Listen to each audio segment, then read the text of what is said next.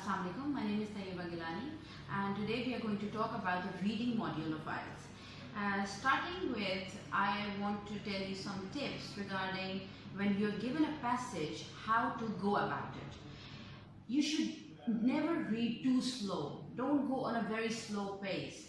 Keep up a pace because you don't have to understand each and every word of the passage in front of you.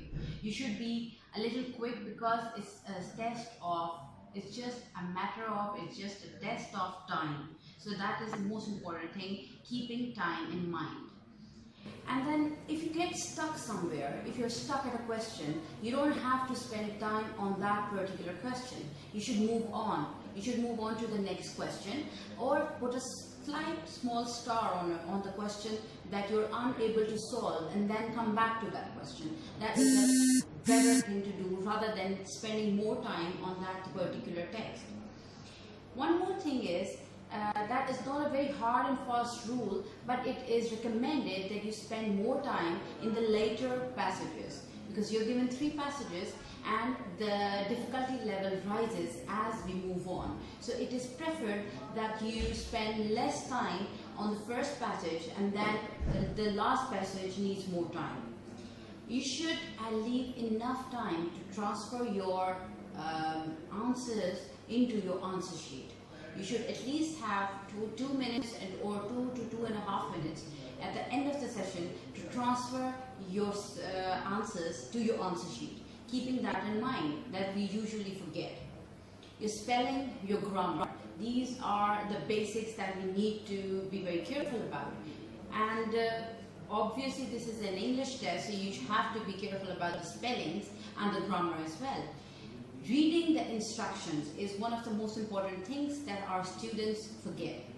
We forget that it's mentioned in the questions, in the instruction, write no more than 2 words or write no more than 3 words. So reading the instructions is very important, trying to understand what the question is about. Now moving on, that was all about the Ielts reading module. If you move on, I would like to share some tips regarding how to solve the passage. That is, read the question. The most important thing is read the question and then try to underline the question keywords in the questions. Some people think it's better if they go through the passage and then read the questions, but it's not something that should be, it's not the only way to go about it. You can always read the question and then come back to the passage, or read the passage first and then come back to the questions. It's up to you, whatever and however you are comfortable. But preferably, it's better to go and read the questions first and underline the keywords in the question. It tells you or gives you an idea what you are going to find in the passage.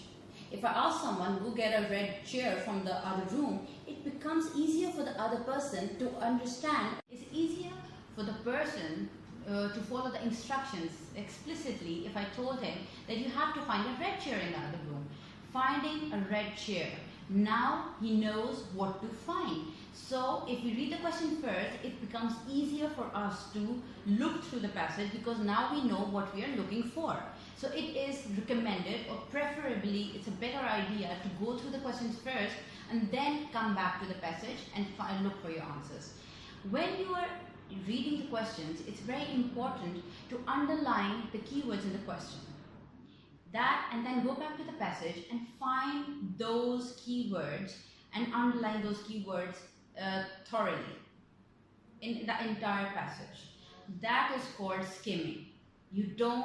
Now I hope you understand what skimming means. Skimming is a technique that we follow when we underline the keywords in our question and then go back to the passage and find those keywords and in our passage. We underline those and we read them.